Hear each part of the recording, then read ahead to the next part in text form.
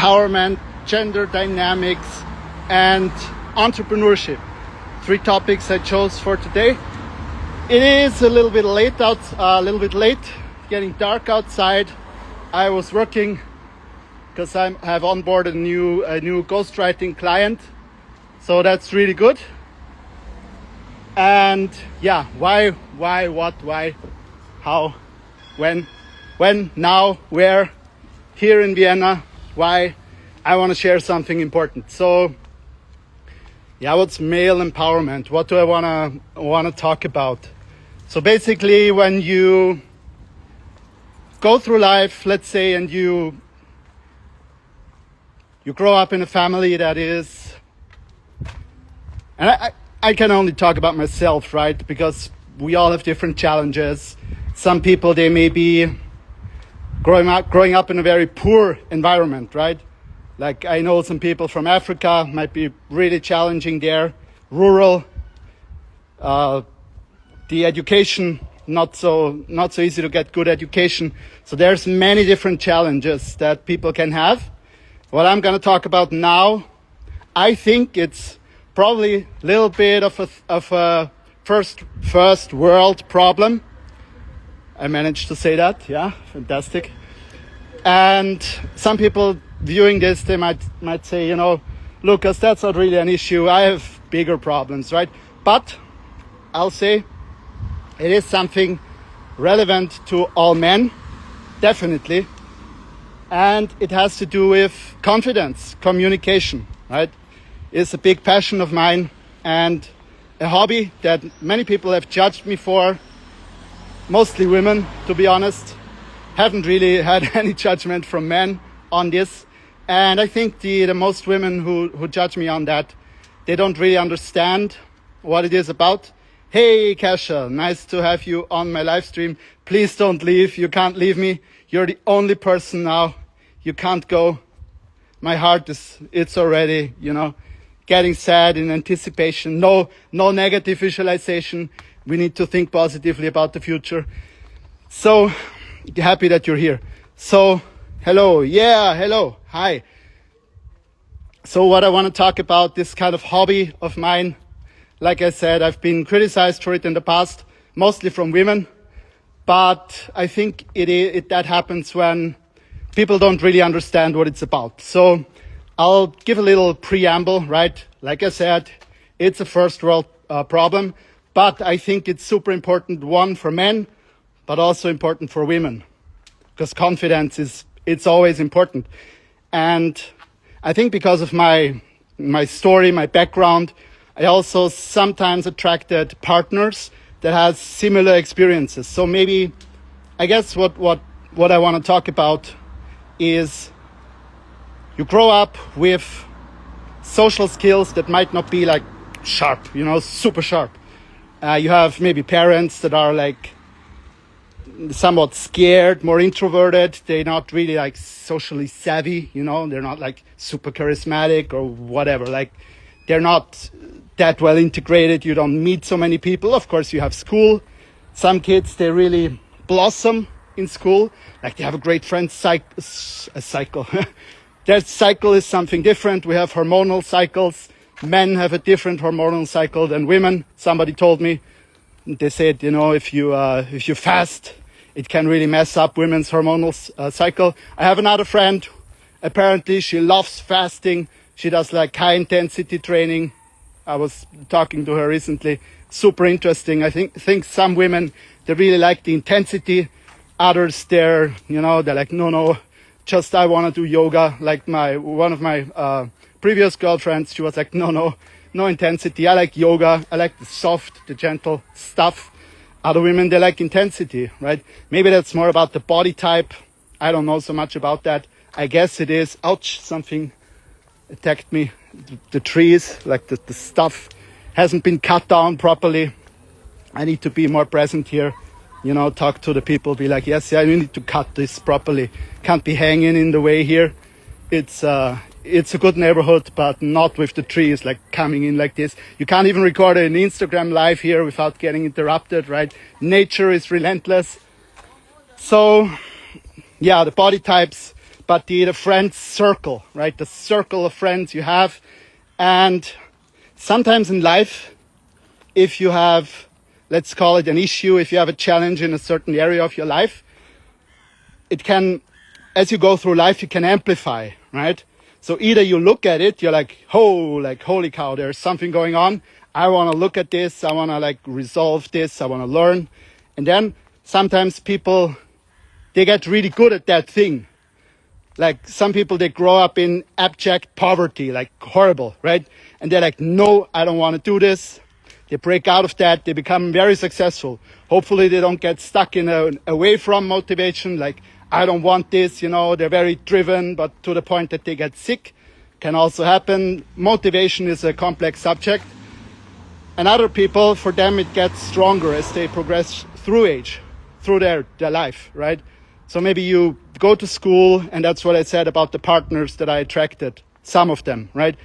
And maybe you don't have such a great time there because your nervous system might be dysregulated. You have a home that is not entirely safe, so you're not in play mode when you're at school, but you're in survival mode. And if you're in survival mode, it's not, let me tell you a secret, it's not the best state for socializing, right? It's not. It's a shitty state for socializing. People don't enjoy that. People feel weird because we have these mirror neurons. We feel other people and they just react to that, and that can amplify. Like you were in survival, you want the people at school to like you, you're nervous, you're self-conscious little girl, self-conscious little boy, and it can amplify those patterns. And I think for women it can kind of screw you up, right? And I'm going to say something, some people might judge me for that, but I think the at least primary selection of sexual partners, men select women primarily based on visual appearance, right? It's just the way we are. Men are superficial assholes, right? It's just the way it is. I'm sorry to break it to you. Not all men, there are some nice men, but they're super boring. I guarantee it. No, I'm just kidding. But I mean, that's just the screening, right? I'm just talking about that. I'm not saying like that's all that matters. Absolutely not.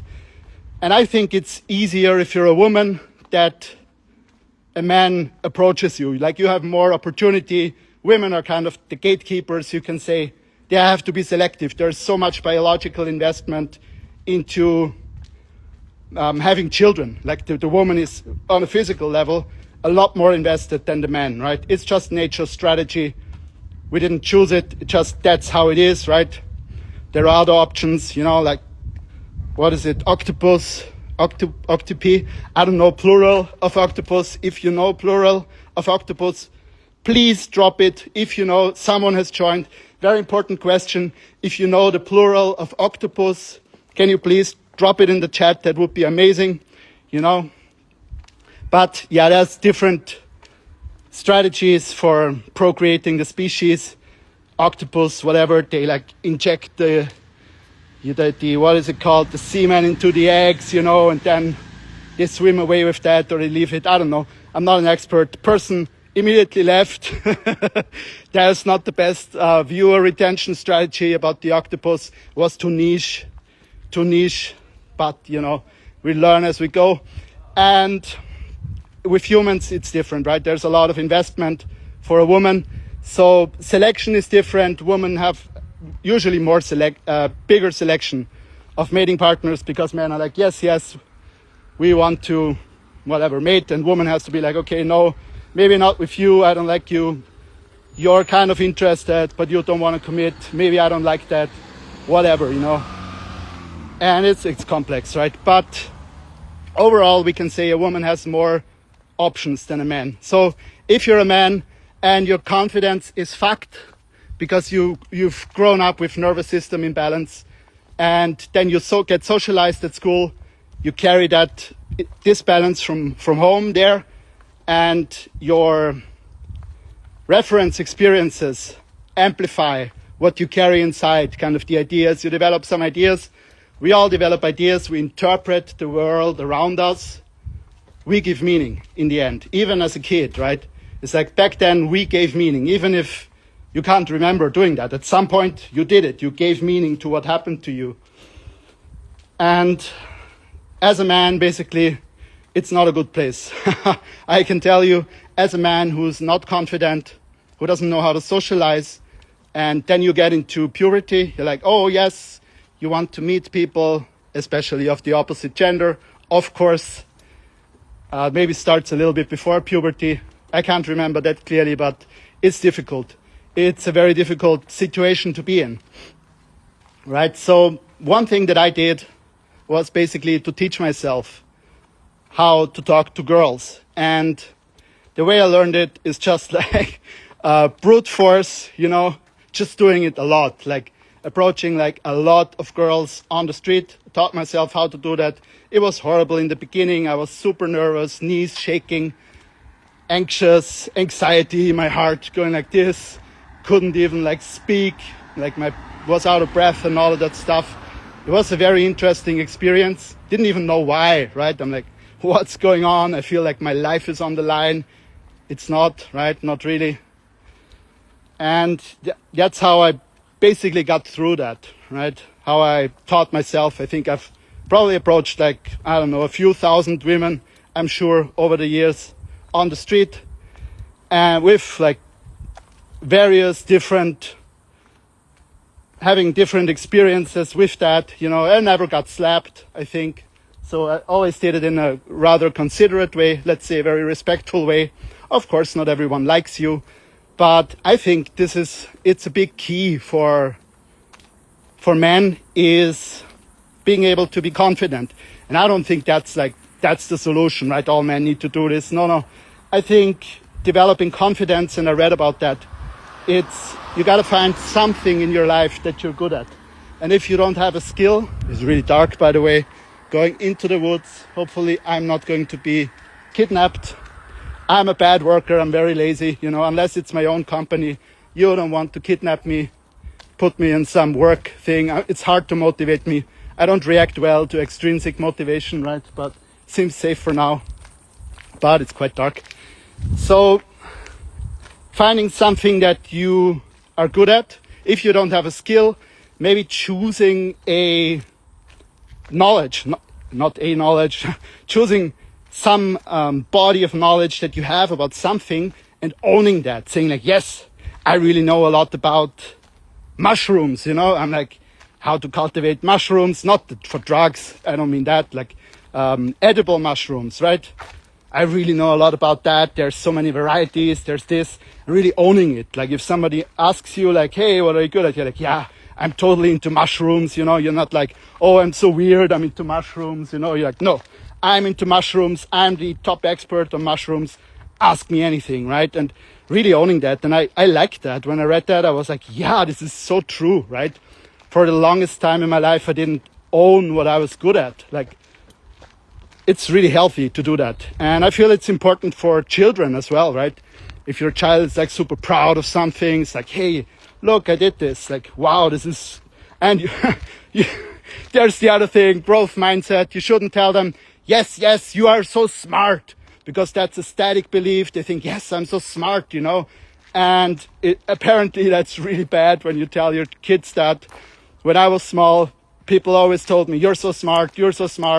And it didn't really help me. Like I developed like this weird entitlement. It didn't really give me a good skill. I think it's not good. You should reward creativity and effort. That's like growth mindset, psychology. Okay, there's some criticism on these studies. Even like I read the very popular study where they said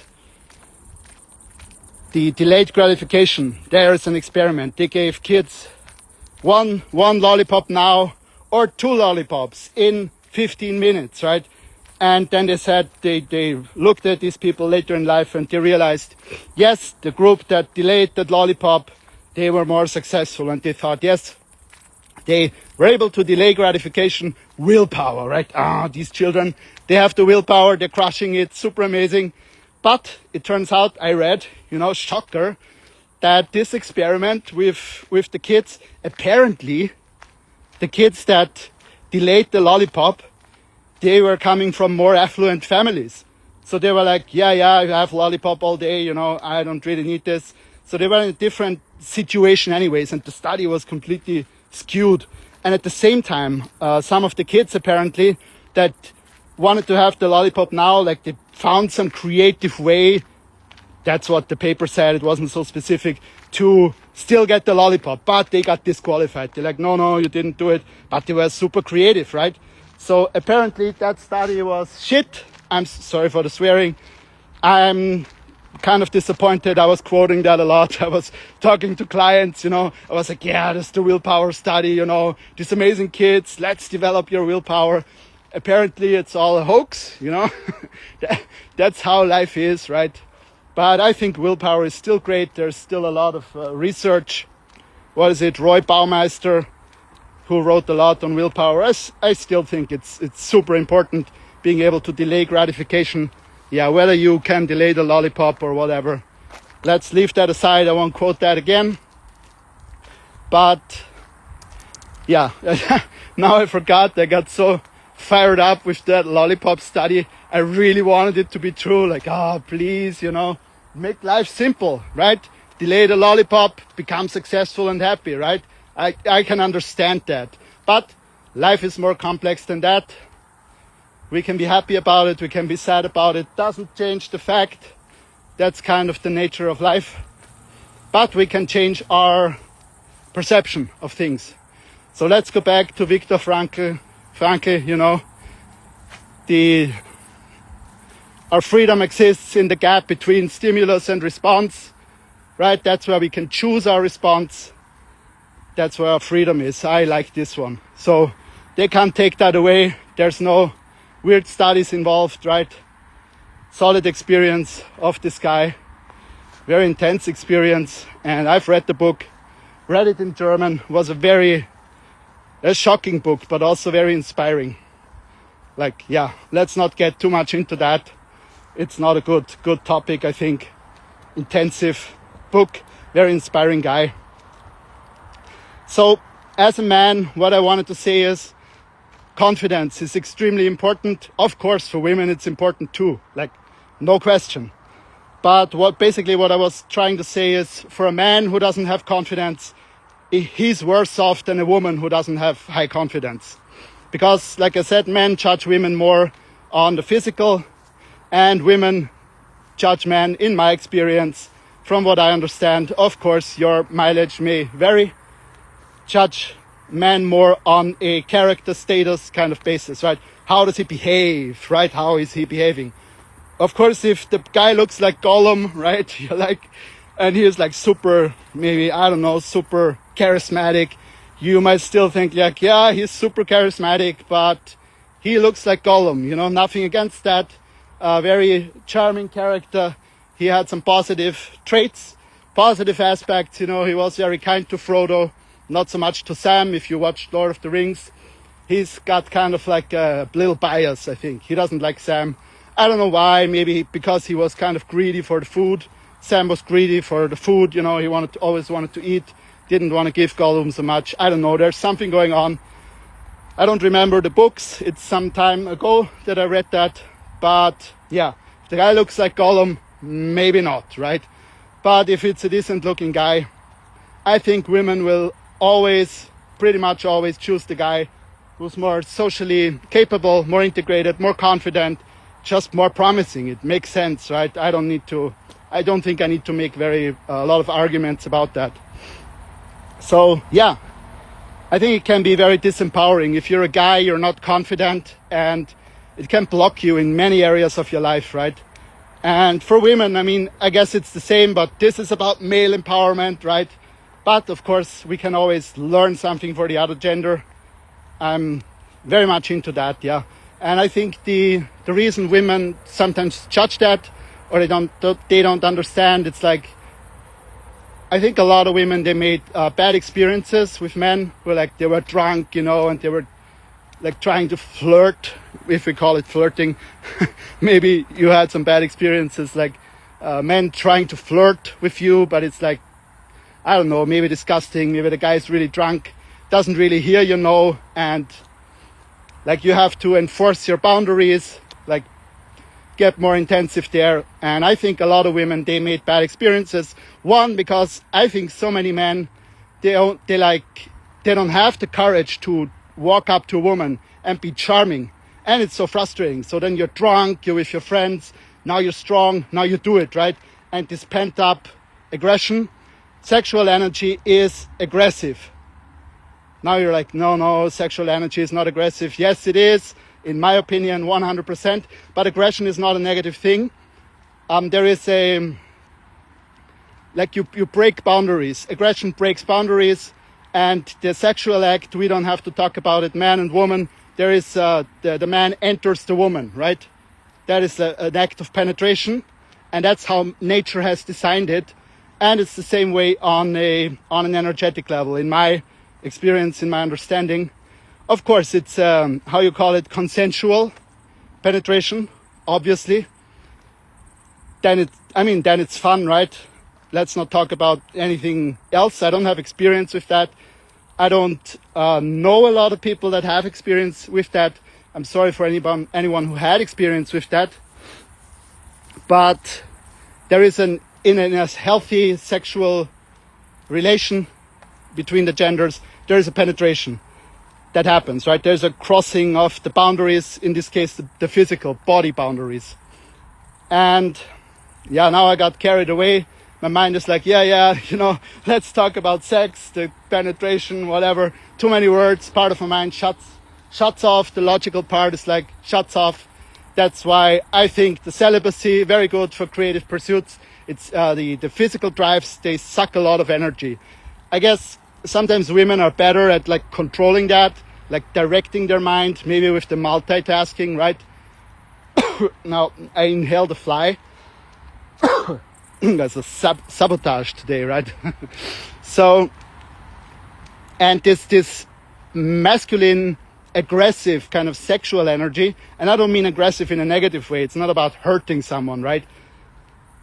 When that is very pent up and then people get drunk, then it comes out. It might come out forcefully, right? And women might receive that energy, and that's very unpleasant, right? So you might have some negative experiences there, sadly, because a lot of men, they're not confident, they haven't learned to socialize in such a way, or maybe they have like a lack of these opportunities in their natural social circle, right? I've certainly had experience with that in the past.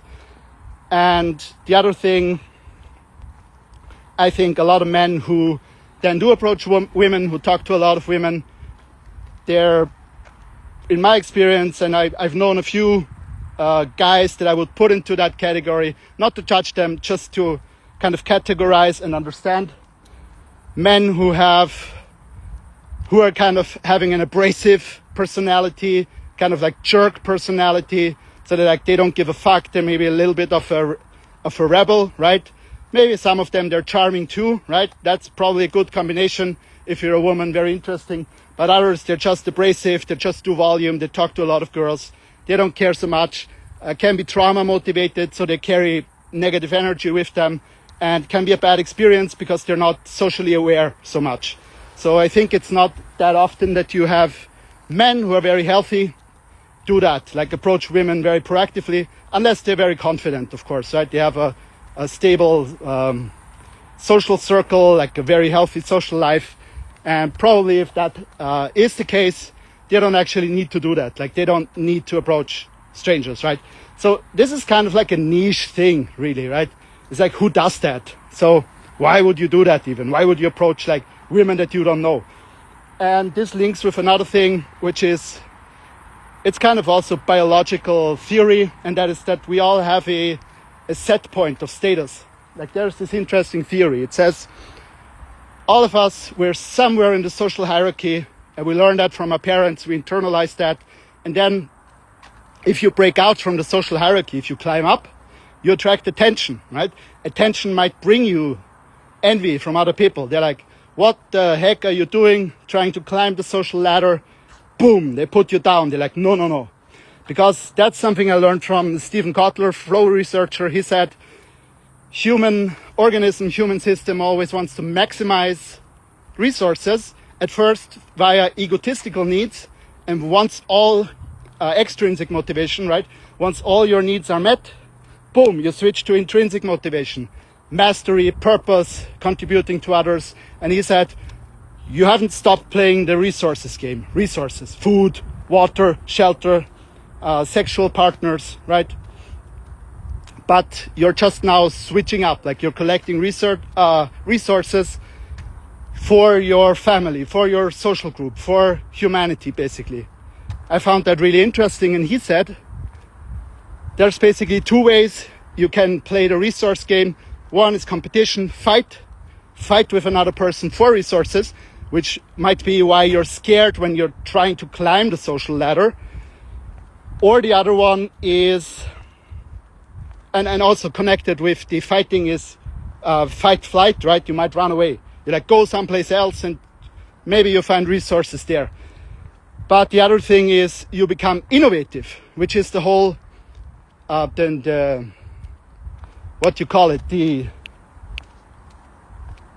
circuit of flow, like hardwired. It's hardwired. It's like every person is wired to get into flow states. Of course, there's like stuff that can derail that, like complete nervous system dysregulation, or like negative beliefs, or you have a habit of over challenging yourself, like, you know, like flow channel. You have skill challenge ratio. If the challenge is always too high, if you're always like, I'm not good enough. And I've worked with a lot of people, a lot of clients on habits, on their relationship with themselves. And I know a lot of people who are, including me in the past, it has become better. I worked a lot on that. It wasn't easy, not easy to change that, but certainly possible. Always demanding more, like doing something, you succeed and you're like, no, this is not enough. I should do more. I should have done better, right? And this doesn't allow you to get into flow because the challenge is always too high. And if the challenge is too high, like you can't get into flow. There's the flow channel, needs to be right, the right balance of skill and of challenge. Skill, challenge, ratio, flow, channel. It's in the middle. They need to be aligned properly. Flow only happens when skill and challenge are aligned. So for many people who are, there's also people who don't challenge themselves enough, right? So you have boredom. If you challenge yourself too much, or if your skill is too low, then you have anxiety, like you're overwhelmed. And if you consistently overwhelm yourself, you might be thinking, yes, I'm pushing myself really hard. But in the end, you will get worse results because you're not playing. You're not having fun. You're not getting into flow. So lowering the bar and being like, yeah, really well done, patting yourself on the shoulder, being like celebrating small victories, it can actually help you to get more flow state and get better results, which is super paradoxical. And if you're used to challenging yourself a lot and like not being good enough, it's hard to switch out of that. But it's certainly possible to switch out of not feeling good enough, not feeling like you're doing enough, right? And it's so paradoxical that you then have better results in your life by actually, challenging yourself a little less, right? It's paradoxical, but it works. So that's what Stephen Kotler was talking about. He said, you can either do the fight-flight for resources, you fight with others, you run away, you go some other place, try to collect resources there, or you go into a flow state. Flow state can be your creative. You're finding new ways to gather resources wherever you are. You collaborate with others. You know, there's group flow, super fascinating. And then you can also get more resources. But if your nervous system is kind of dysregulated, it's difficult to hit flow states, right? So, I kind of forgot what I was talking about. We were talking about the flow states. Then, that's it. I was talking about social status, right? So if you have a set point at the lower level of the social hierarchy, primary objective of your brain is to conserve resources and to make you survive. Like you conserve resources because your brain has the job of making you survive, right? You do that by conserving resources. You might do that by not using all your abilities, your capabilities, your intelligence, your ability to express yourself freely, because your brain is afraid. It says, no, if you speak up, if you're colorful, if you express yourself, if you're outgoing, if you talk to new people, girls on the street, for example, right? And I've experienced that. It can be intense, like no joke. Then your brain is like, don't do that. You're gonna die, something bad might happen. And a lot of this programming is in a tribal structure, whereas now we're kind of in the city, right? In cities. Many of us are living in the city. If you live on the countryside, you're screwed, right? So maybe you can go to the, what is it called? The fire brigades fest, whatever. You go there, you drink some liquor or whatever. Also, also nice. Hey, Tom, nice to have you. Please stay, please don't leave. It's going to hurt my feelings. So, but I'm happy that you're here. So, we have a unique opportunity talking about male empowerment in this current time, because if we have been conditioned to be at a lower status, and status for men, confidence for men is just insane. It has an impact, of course, on mate selection, what women you can date, has an impact on finances, how you can negotiate with other people, sales, whatever. If you have a business, you're selling something, or if you work at a company and you want to get a raise, you want to get respected by others. So your internal belief, your internal self-image, you can say, the set point that you have of the status in the world, like you have some status there, probably from your parents. You observe your parents with others, and then your brain tries to figure out, where do I fit in the social hierarchy? Like I said, your brain wants you to survive. If you are at the lower status and you want to move up, either you get like very positive reference experiences, whatever. I've seen that. Like some people, they join like a sports team, they have a new environment. It's like in a cult, right? I'm not saying a sports team is a cult or anything. Hey, Alessandro, so nice to have you. Please don't leave, right? I'll cry if anyone leaves. 2 people now, new record. Oh my God, someone left. So bad. I don't know who left, but that was a punch to the stomach. A little bit, I can feel it. But let's say a person, they join a sports team, right? And at that sports team, they have like a safe space. They have other people there. And our brain is always pinging like, what status do I have? Do other people like me? Is it safe, right? It's natural. We can't turn it off really. But that person might then be lifted up by that environment. Like people treat him well. He gains some status there. He gains proficiency. Like I had one guy at school who was like super shy. Like you could hear it in his voice, his body language, super shy. Then he got into kendo. It's like a Japanese sword fighting, right? And he really blossomed. Like he made some friends there. He got some confidence. Probably he learned some stuff about self-defense, Like he got really confident from that, and he changed his status. Like you could like feel it. I could feel that from him, right? And yeah, that's powerful. Like you can do that. And one avenue that you can use for doing that, one that I've used a lot, is talking to women on the street, right? Because you couldn't do that in tribal society. I think there were probably a lot more risks. You had like established, kind of like the people very established, and of course you fight over resources. Like I said with Stephen Kotler, flow psychology, right? 2 ways you can get resources. You fight or you flee, you flight, you run away, go someplace else, or you get into flow states, collaboration, creativity, right? And this is very interesting to do that, to chat up women, because the male brain, there is all this conditioning. In the beginning, I couldn't explain it. Like, why am I so scared of talking to girls? Always looking around, be like, I'm going to die when I do this. But you don't. Like, there are almost zero repercussions. Like, I've had it a few times, when you're at some spot and you talk to a lot of people there. I had it sometimes when girls would say, oh, like you talked to a friend of mine, right? She said there's this guy walking around. I was like, yeah, probably, That was a bit weird, right? It can happen, but very unlikely in the city, right? Girls usually, in my experience, they don't like it if they see you talking to a lot of girls before that. Unless, of course, girls give you a lot of attention. You stand in the middle of a group, whatever, right? A lot going on. Subconsciously, women react very much to status. It's no secret, I think, for many people. But if you... Beautiful. Have an amazing evening, Tom. Thanks for dropping in. So if you have like a group of friends, you have the attention of the group, there's beautiful girls there. Like other girls, they notice that and they respond very positively to that. Because to them, it's like, okay, this is proof this guy is safe. Other people like him, beautiful girls like him. There's something there, right? It makes sense, right? It's like somebody telling you to buy from him, and like they have like a lot of testimonials on their website. You look at the website, there's like super legit testimonials. You're like, yeah, okay, this person is legit, kind of, right?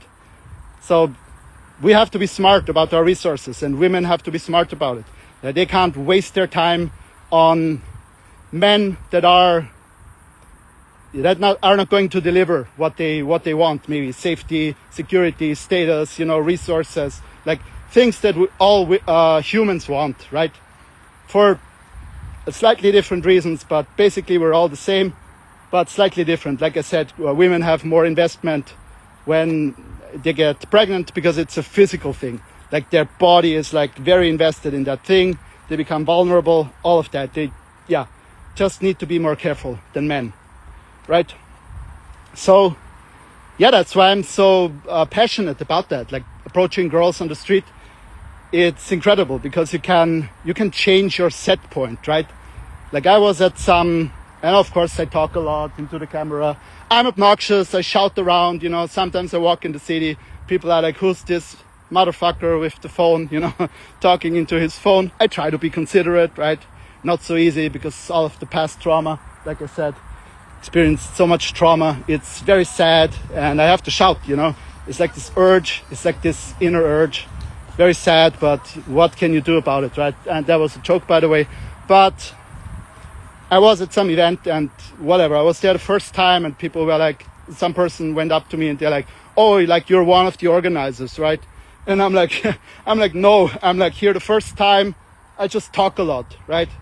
And I haven't been like that in the past. Like I never heard that, I was talking to my mom, right, about that. And because I was talking to her, I told her that and she was like, you've always been confident. And I was like, not really, right? But, you gotta love mothers. That's like pure love, believe in you. I cherish that. I love my mom, amazing woman, love my mom. She's never going to watch this. She doesn't speak English, but I love you. Mom, I love you. You're never gonna hear this. Getting very emotional now. But yeah, that's like your internal compass, your internal status. It changes and then people perceive you differently. And there is, of course, you're kind of more careful if you go into a new group, but it's a skill. You can train it. You can train that skill and you can change your set point. It's challenging to change your set point, but it plays into everything. It plays, like I said, into sales. If you're a man, if you're a woman, of course, the same thing, right? So as a woman, you probably don't want to approach men on the street. Like you have enough options. If you don't have enough options as a woman, you might be sending out subconscious signals with your body language. Like there's some kind of anxiety. You've had bad experiences in the past with men. You were like, you didn't feel safe, maybe childhood, right? Father, maybe later on, or maybe there's some part of you that is just blocking that you're not aware of. So, and it's interesting. I've talked to a few women throughout my life who were very beautiful women who told me, I don't get approached by girls. Whoops. Yeah.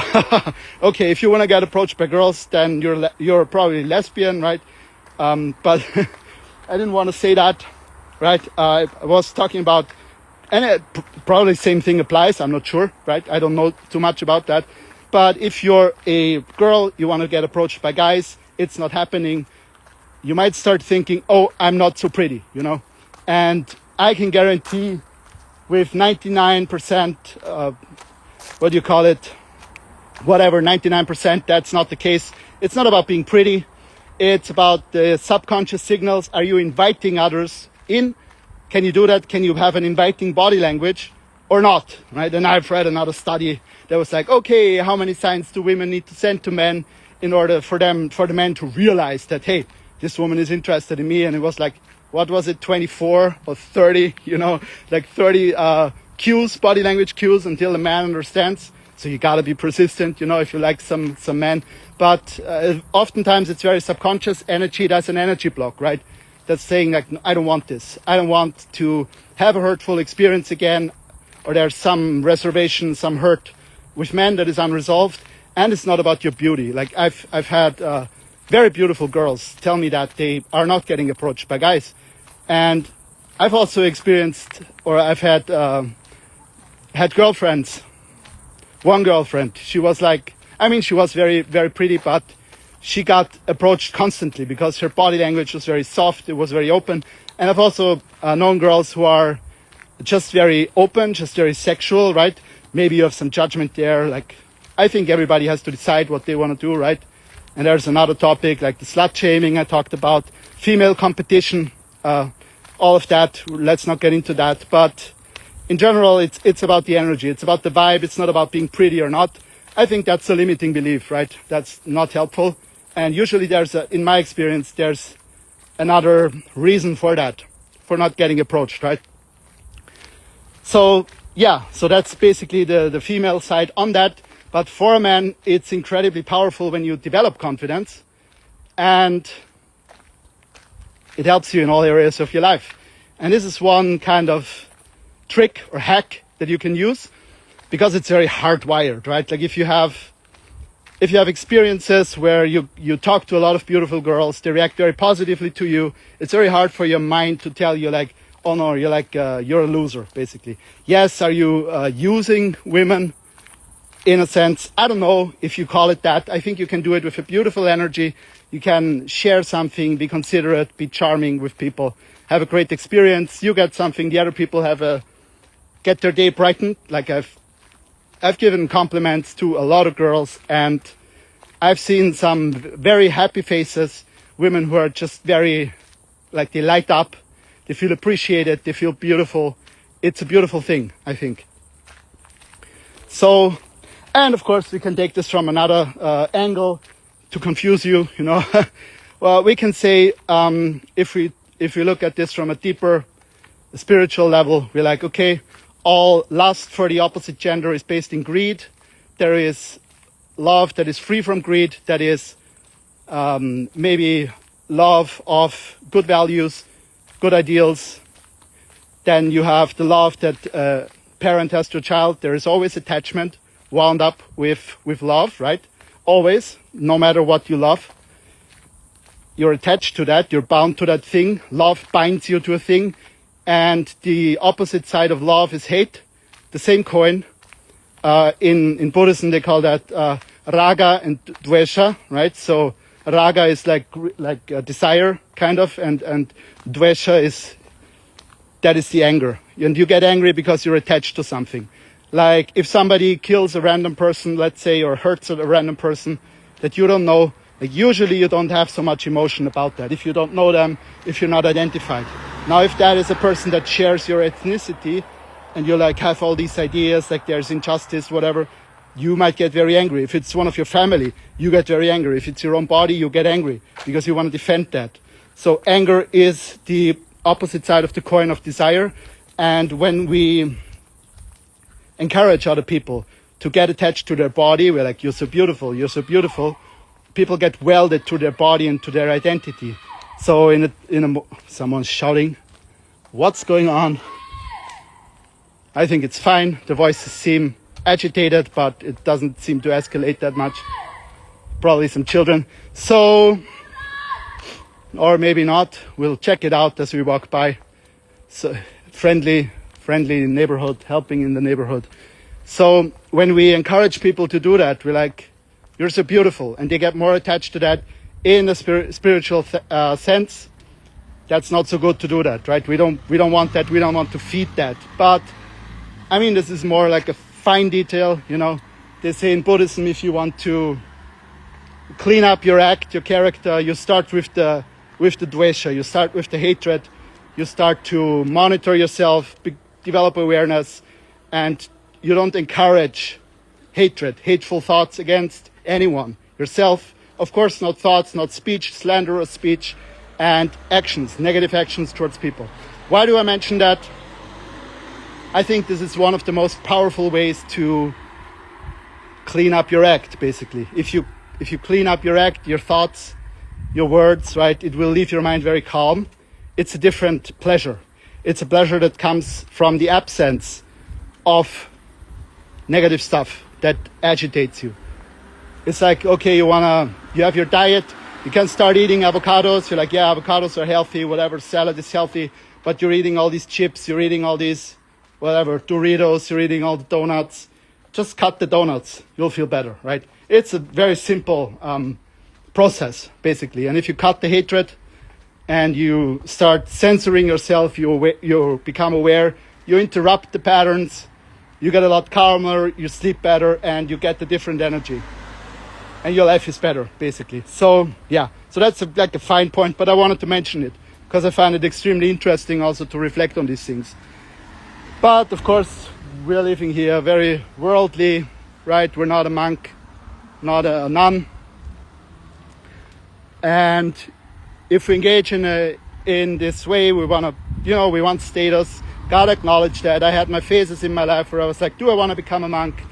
Maybe, right? But I realized it was more of an escape because I couldn't deal so well with my life here, with managing my life, because my nervous system was dysregulated. My brain was all full of these negative beliefs, limiting beliefs, negative patterns of thinking, feeling, and acting. Very difficult to connect and be happy, right? And I think that's important to also look at that and to not say, no, screw all of this, screw the world, we're just going to do spirituality because we want to avoid all of that. I don't think that's a clean solution, right? So I'm not doing that at the moment. I also have a son, so I'm committed in that way as well to raising him. And yeah, like I said, the ability to change your status, like status is important in the world, in connection with other people for creating a life that you enjoy. Because if you're at the bottom of the rung, it's not pleasurable. Whether you're a man, whether you're a woman, it doesn't matter. Even with monkeys, they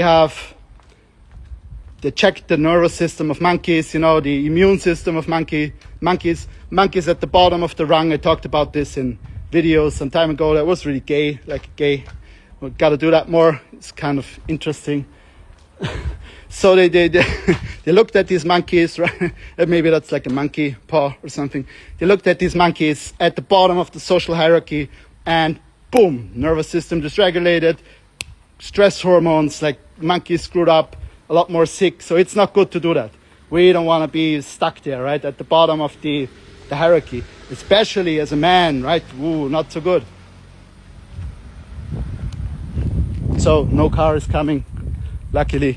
So this is a way you can shift that. And if you're a woman, you want to change your social status. I don't have so much experience with that, to be honest.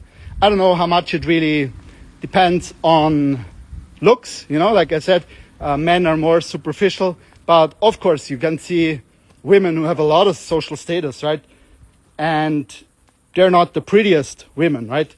And oftentimes, really pretty women, they don't have so much social status. And it's a very flimsy thing. Like, it must be frustrating as a woman that, your status, your desirability, like attractiveness, beauty, like boom, it goes away, right? And you can't really reclaim it as you age, in a sense, right? And I mean, for men, same can happen. You lose your job and your wife leaves you, certainly has happened for a lot of people, right? So male status, it can also be flimsy, right? But it's more like on the character, what you do kind of thing. So it's different, right? It's different. It's a complex subject. I don't understand it fully, but I find it really interesting, to be honest. So that was the one thing I wanted to talk about. Male empowerment through changing your status, changing your behavior, all the aspects of your life that this impacts. Has a huge impact on many areas of your life when you can do that. And of course, approaching women is a way that you can explore that you can change your programming, and of course being social. Like, to be honest, if I could go back in time, I would still do that. I would still approach girls, right? But I would focus 50-50 on being able to be like direct, express my intent with women, be like, hey, you're really cute. I would like to get to know you better, Here I am, like, man to woman, relating man to woman. This is not a friendship, you know. I've got a dick, right? Please, that would be really bad if you ban this. Don't ban it. It's such an important video. Actually, I think it is, to be honest. I think it's very important for men to hear this message from whomever they hear this from me, from some other person. Like, I've had a few very interesting teachers in this that I learned a lot of things from that completely blew my mind, that made me realize that my potential is not fixed. I can change. You can change. The light came in just at the perfect moment. Let's do this kind of monkey claw again, right? And and no one's in the car. I don't want to have some accident here. That wouldn't be fun. So yeah, we can change that, and it's possible. And I would do it 50-50.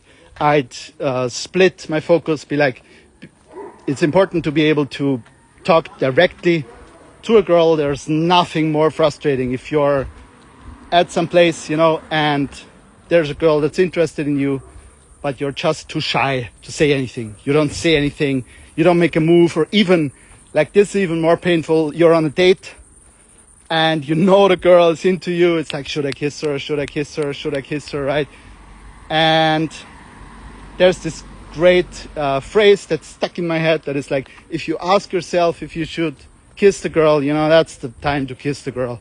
Like, that's it, right? If you're asking, if you're thinking about it, boom, you know, just try it. Of course, don't be forceful, you know. I've tried to kiss many girls and they were like, no, not yet. Or they were like, no, I didn't even know this was your intention. You know, it's good to be upfront with the intention. And oftentimes women, they appreciate that. You know, there's someone with balls, right? They appreciate that. Certainly my experience, women appreciate that. If men are direct, of course, considerate, consent, you agree, thank you, appreciate it. And good to have you, by the way. Nice that you're watching. Just on my evening rant here in the neighborhood. And that's one thing. You're on a date, you're like, this girl likes me. You don't kiss her. And at some point the woman is like, either she's like, oh, he doesn't like me, you know, like the vibe of the date goes like, meow, you know, so at some point it crashes. Or the woman is like, oh, this guy is not confident, you know, that's not attractive, right? And then she loses interest in you. Like, I've had that. So frustrating. Yes, no worries. Feel free. I will check out your video. Brilliant. Yeah. Also in the challenge. No worries. Anytime you need to drop, do that. I'm looking forward to watch your video as well. It's beautiful. So that's very frustrating, because then you're like, oh, I should have done this different, you know, it was there, I didn't do it. Or you go someplace, you're like, this girl is so cute, she's giving me the eyes, you know, she's always looking at me, but I'm like so nervous, like, oh, I can't do anything, you know. Like, I remember like going dancing, right? And there was some girls that I really wanted to dance with.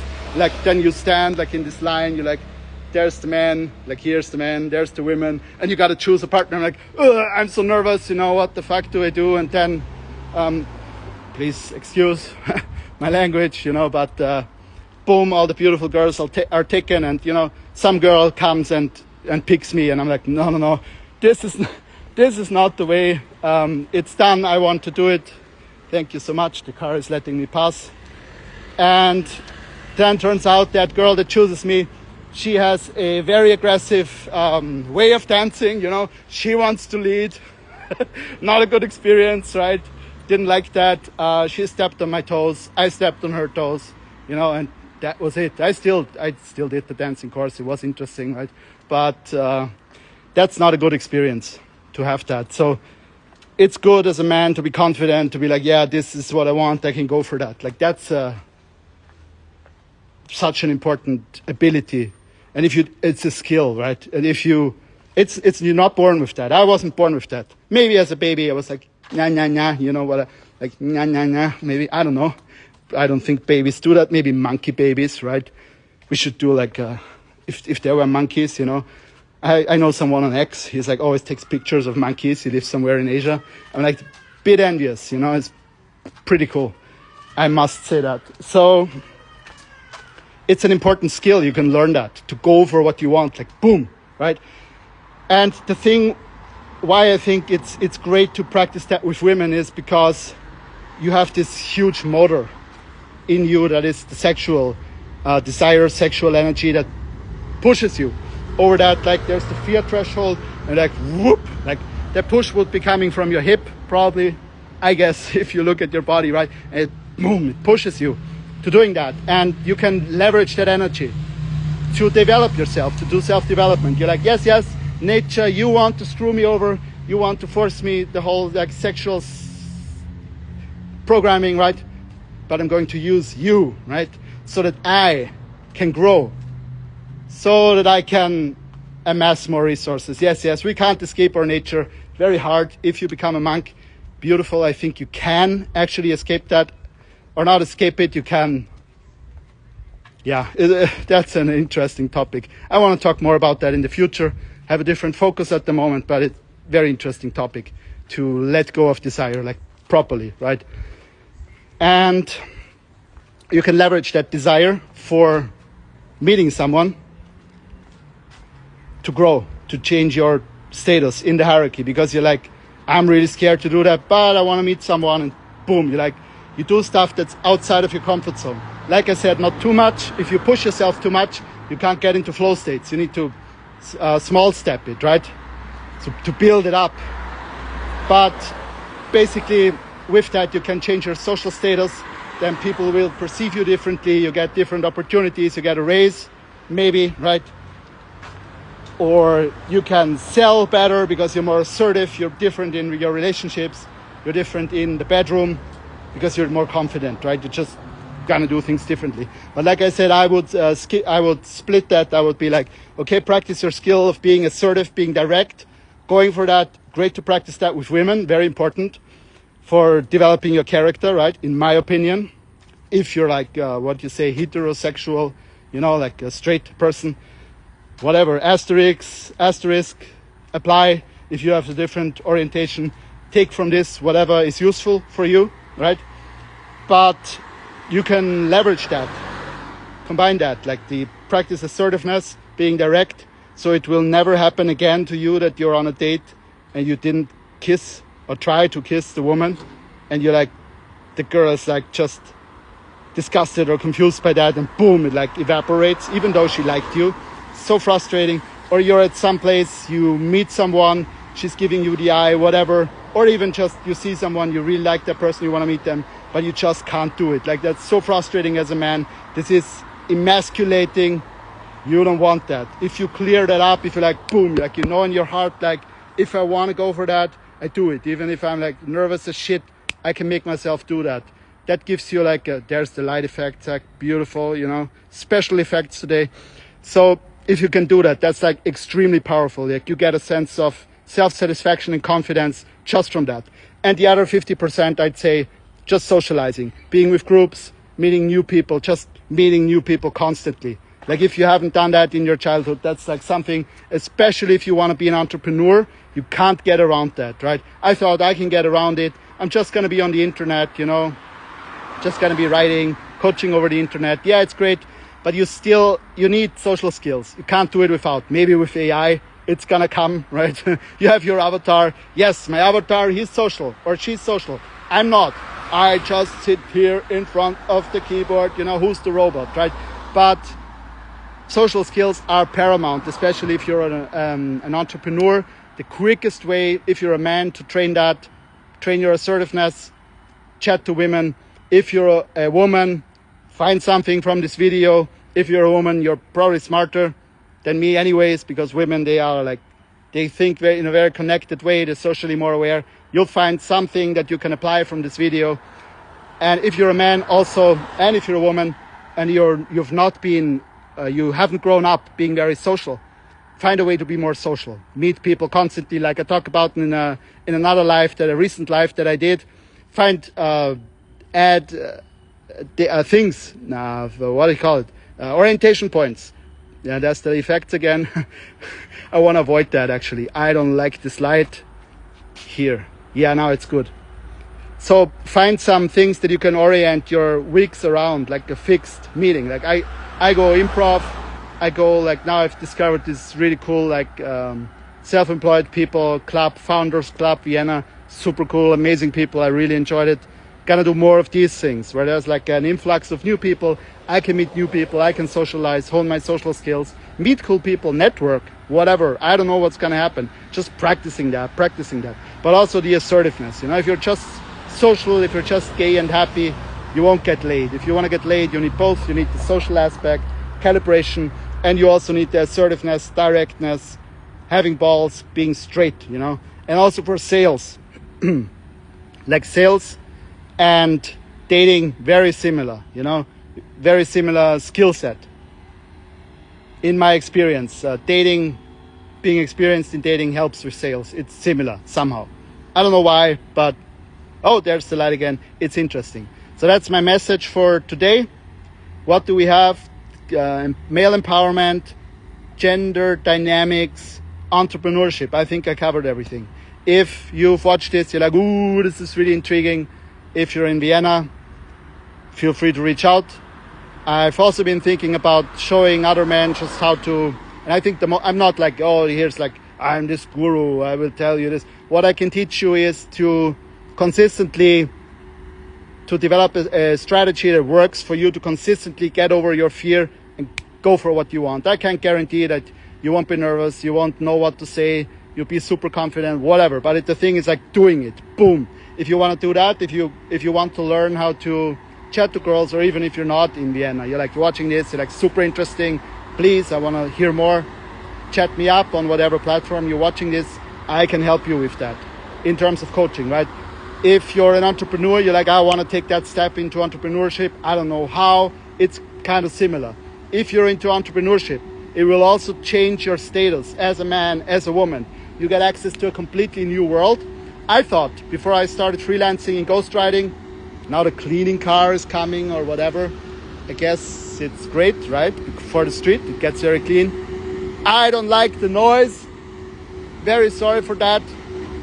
But if you're into that, if you're into entrepreneurship, you need support in making that transition from working a regular job. You want to build something on the side. I wouldn't suggest to anyone to quit your day job. Don't do it. Minimize the hours if you can, like work fewer hours or find some other way to do it. Because if you get rid of the job, maybe if what you're starting your business with is exactly the same thing, you're going into providing a service, you already have like a network, it's B2B or something like that, it's really cool.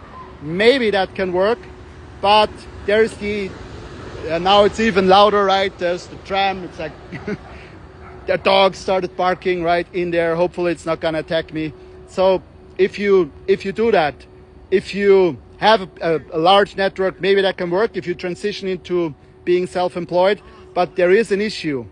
If you overwhelm yourself, you're like, boom, I quit it, now I go into self-employment, and you have all this stress, you have to pay your bills, maybe you have a family, you have to pay your apartment, you're like, oh, there's all this stress, it can kick you out of flow state. For some people, it might work. They're like, yeah, I like the pressure, I need that. You know yourself, maybe that's the right thing. But in my experience, for me, it wasn't good in the past, right? I wouldn't do it again. I would do it on the side if there's any way that I can do that. And yeah, if you need any help in making that transition, you know, structuring your own life, how you structure your days, planning, like the way I work, I call it a partnership. It's long-term, minimum 6 months. I usually do monthly coaching calls with my clients. Feel free to reach out to me, have a chat with me. We can talk about that, maybe if I can support you with that. And yeah, I hope you enjoyed this live. Hope you had a great time. I certainly did. And yeah, it's amazing when you can change your status, when you can act more in alignment with what you want. You can be direct, becoming more social. It's brilliant. It will pay dividends, help in so many areas of your life, and you're more satisfied with yourself. So feel free to reach out to me if you have any questions, and I'm sending you lots of love, lots of success, happiness to you. If you're a man or a woman, doesn't matter who you are, wherever you are.